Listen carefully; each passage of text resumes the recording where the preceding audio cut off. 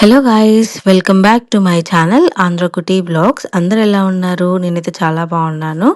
ముందుగా నా ఛానల్‌ని ఫస్ట్ టైం చూస్తున్నట్లయితే please subscribe to my channel. ఈరోజు నేను ఒక మంచి హెల్తీ రెసిపీ చేయబోతున్నాము. ఈ వీడియోని ఎక్కడ స్కిప్ చేయకుండా చివరి వరకు చూసేయండి. నేను చూస్తున్న ఈ ఆకుకూర పేరేంటో మీకు తెలుసా? మీరేమనుకుంటున్నారో ఈ కామెంట్ బాక్స్లో షేర్ చేయండి. ఓకే, దీనికి రెసిపీ ఈరోజు చూద్దాము. అమ్మా, ఏమంటారు దీన్ని? బచ్చల కూర పచ్చడి. ఈరోజు మనం బచ్చల కూర పచ్చడి చేసుకోబోతున్నాం. బచ్చల కూరని సన్నగా తరిగి శుభ్రంగా వాటర్తో కడిగేసుకొని ఒక బొక్కల గిన్నెలో వేసుకోవాలి. మనం ఇది కొద్ది నీళ్లు ఒడిచేదాకా ఉంచుకోవాలా. తర్వాత దీనికి కావాల్సిన పదార్థాలు, బచ్చల కూరకు కావాల్సిన పదార్థాలు: పచ్చిమిరపకాయలు. నేనైతే ఒక 15 పచ్చిమిరపకాయలు దాకా తీసుకున్నా. మీరు కారం బాగా తింటే తీసుకోవచ్చు, లేకపోతే లేదు. ఈ మాత్రం మంటలేని కాయలు 15 పచ్చిమిరపకాయలు తీసుకున్నా. ఒక స్పూను జీలకర్ర, రుచికి తగ్గట్టు ఉప్పు, తర్వాత కూరల్లో వేసుకునే సాంబారు, పసుపు, తర్వాత చింతపండు కొద్దిగా, నిమ్మకాయలో సగం అంతా చింతపండు అనమాట. తర్వాత ఆయిల్, తర్వాత ఉల్లిగడ్డ, ఒక ఉల్లిగడ్డ తీసుకోవాలి. ఇప్పుడు ఫస్ట్ మనం ఏం చేయాలంటే కళాయి స్టవ్ మీద పెట్టుకోవాలి. తీసుకున్నాం, కళాయి పెట్టుకోవాలి. మనం కళాయి పెట్టిన తర్వాత ఫస్ట్ మనం బచ్చల కూర వేసుకోవాలి.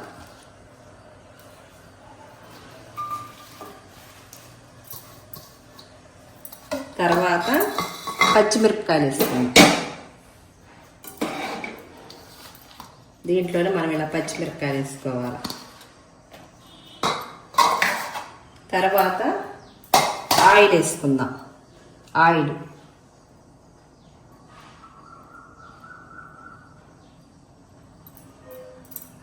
వేసుకొని మూత పెట్టుకుందాం. ఈ బచ్చల కూర పచ్చిమిరపకాయలు మగ్గటానికి ఒక 10 మినిట్స్ పడుతుంది. మనం మూత పెట్టుకొని తర్వాత చూద్దాం. ఒకసారి మూత తీసి చూద్దాం. చూడండి ఎలా వచ్చిందో. ఇంకా 5 మినిట్స్ పట్టింది మగ్గటానికి. పచ్చిమిరపకాయలు బచ్చల కూర మగ్గాలంటే ఇంకొక 5 మినిట్స్ పట్టింది. ఇప్పుడు మనం దీంట్లో కొద్ది చింతపండు వేసుకుందాం. చింతపండుని వేసుకుందాం. తర్వాత దీంట్లో జీలకర్ర కూడా వేసేసుకోవాలి.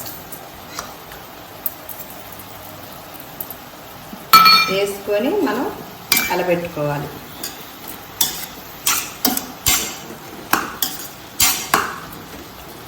ఇంకా 5 మినిట్స్ పెట్టిద్ది. మూత పెట్టుకుందాం. చూడండి ఎలా మగ్గిపోయిందో. పచ్చిమిరపకాయ ఇలా మగ్గిపోతే, ఆకుకూర కూడా ఇలా అయిపోతే మగ్గిపోయినట్టు. ఇప్పుడు మనం స్టవ్ బంద్ చేసి చల్లారి పెట్టుకోవాలి. దీన్ని చల్లారిన తర్వాత మనం రోట్లో నూరుకోవాలి. ఇలా కచ్చా పచ్చ మన చల్లారి పెడదాం. స్టవ్ బంద్ చేస్తాం. పైకి అనేసి పచ్చగా పైకి ఉల్లిగడ్డ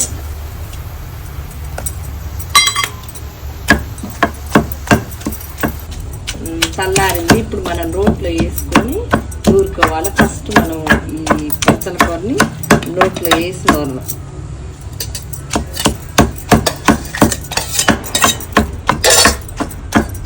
అలాగే దీంట్లో ఉప్పు, పసుపు వేసి నూరడం.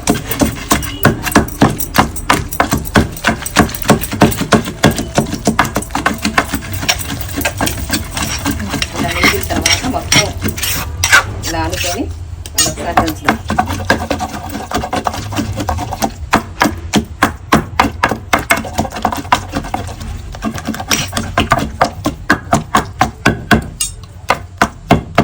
అయిపోయింది బచ్చల కూర పచ్చడి. ఇంక తీసేసుకుందాం. వేడి వేడి అన్నంలో వేసుకొని తినండి, చాలా బాగుంటుంది.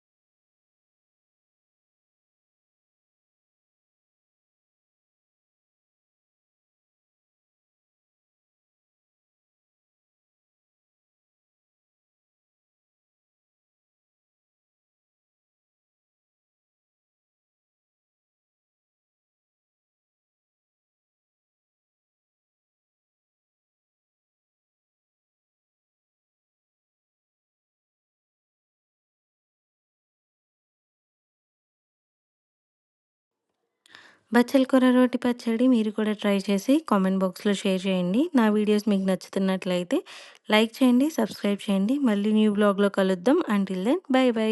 ఇట్లు మీ ఆంధ్ర కుట్టి.